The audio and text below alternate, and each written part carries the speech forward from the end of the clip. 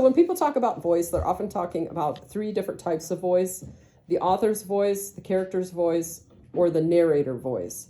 The narrator voice is the least often one talked about. That would be if someone's in an omniscient narration and there is like one of the godlike character above that knows everyone's thoughts and desires and actions, and we're getting that kind of flyover narration style.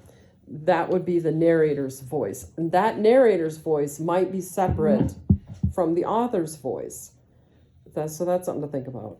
The character's voice is what they sound like, how they view the world, and how they express themselves. So that's often talked about, but not as often as the author's voice. So generally, if you hear someone talking about voice, they usually mean the author's voice. And the author's voice is, if you look it up, it'll be like undefinable. And you're like, okay, thanks. That's not very helpful. So to me, what the author's voice is it's, on the big scale, it's composed of their themes, topics, tropes that they often use, the way that they see the role of fiction.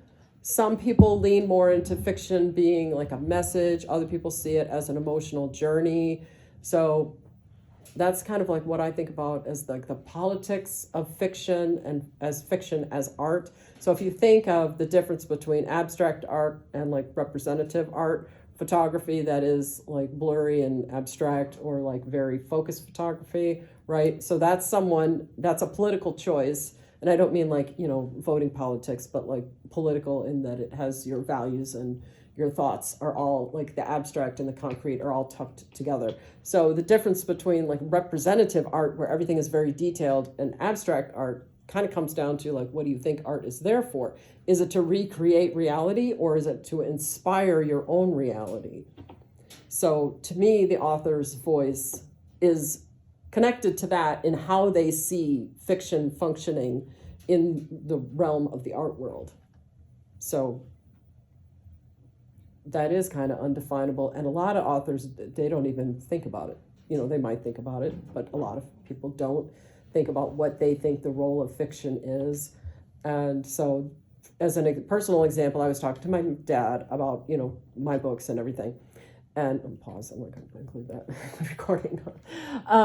So he doesn't read fiction, which is super weird to me. He reads nonfiction. He reads a lot of stuff. He reads everything. But so when I try to explain to him, why I write the stories the way that I do, I said, well, Dad, I'm not trying to tell someone what to think. I'm trying to create a world so that they can see what happens and they can decide what to think. And he's like, well, why would you go to all that trouble if you aren't going to say what you think?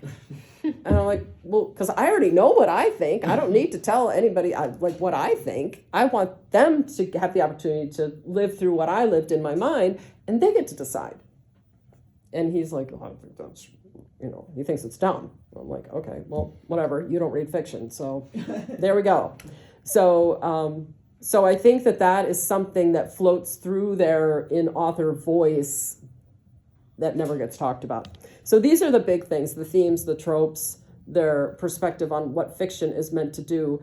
And then there's also like their writerly toolkit, which is their sentence structure, how much figurative language they use. Are they more direct or indirect, typically when describing something?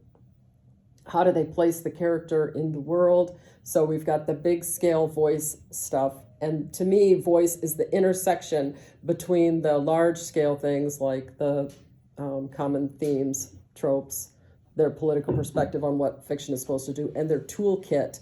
And it's the space in between those areas that creates their voice. So that's what I think it is. People will say that it is their style, their use of figurative language, sentence structure, rhythm, whether they're, especially in the summary sections where someone is reflecting, is it direct or is it circuitous? So it might be circuitous in that it rambles and then comes to the point.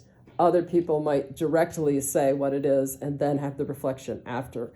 And I would argue those are cultural choices based on the way that different cultures arrange their thoughts, either circuitously or linear or a variation or of those two things. So that's what voice is to me.